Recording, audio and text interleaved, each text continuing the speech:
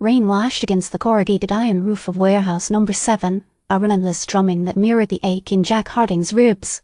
He's been nursing them since Bruno's knuckles found their mark, a constant reminder of the kind of trouble he attracted. Across from him, Sal Demarco wrung his hands, the dampness clinging to his pale skin.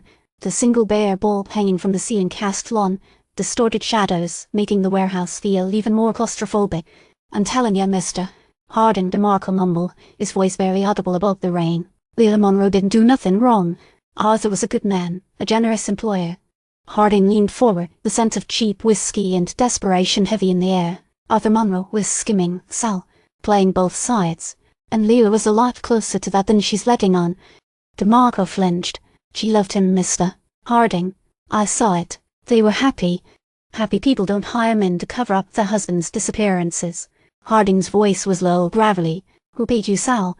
Demarco swallowed hard, his Adam's apple bobbing nervously. I can't say." "You can and you will, because I'm running out of patience, and I've got a feeling this goes deeper than a simple missing persons case." Harding let the silence hang heavy, letting Demarco's guilt do the talking. He knew Demarco was scared, truly scared. He could smell it on him, taste it in the stale air. Finally, Demarco cracked. "It was a woman. She came to me a few days after Arthur vanished, said she was a friend of the family, offered me a substantial amount of money to keep my mouth shut about what I'm supposed to know." "And who was this friend?" Harding pressed. Demarco hesitated, his eyes darting around the warehouse as if expecting someone to jump out of the shadows. I didn't get a name, just a description. Elegant, well-dressed. She said she represented a client.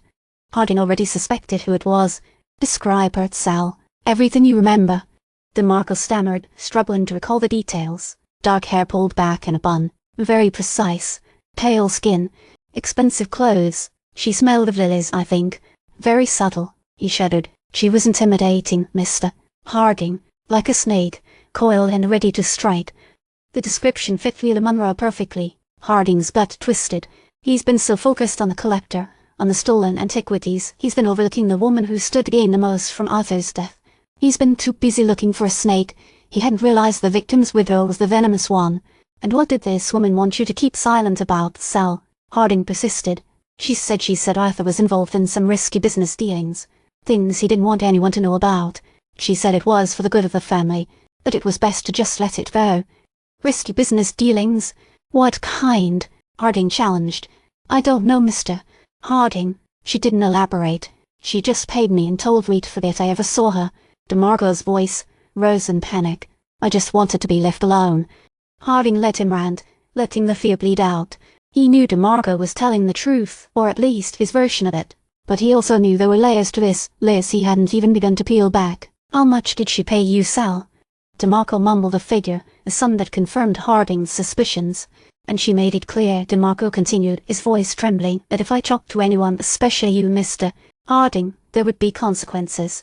The rain intensified, drumming against the roof like a warning. Harding stood up, ignoring the jolt of pain in his ribs. "You did the right thing coming forward, Sal. You're a brave man." He didn't believe it, not really, but he needed to give Demarco something to cling to. I just want this to be over," Demarco whispered. "It's just getting started." Harding turned and walked toward the warehouse door, the rain soaking his trench coat. He needed to find Lila Monroe, and he had a feeling she wouldn't be staying in Crestwood much longer. He hailed a taxi, giving the driver Lila Monroe's last known address. As they pulled away from the warehouse, he thought about the photograph on his desk, the image of Lila Monroe with the cryptic message not scrawled on the back. He's been so focused on Arthur's shady dealings that he hadn't considered there might be another player involved. Someone else with a stake in Arthur's disappearance. The taxi sped through the rain-slicked streets, heading toward the docks. Harding knew Lila was likely to try and slip away, to vanish into the labyrinthine network of shipping routes and false identities. He suspected she was already on a boat, heading for Europe. He's been researching her family history, and she had distant relatives in Marseilles. He received a call from his contact at the docks, a low-level informant named Fingers. "Boss," Fingers crackled over the line, "I got something you might want to hear. A cargo ship, the Serafina, just sailed out of the docks, headed for Marseilles. Passenger manifest lists a Miss Eleanor Vance. Sounds like our Lila." Harding felt a cold certainty settle in his gut. Lila was leaving the country.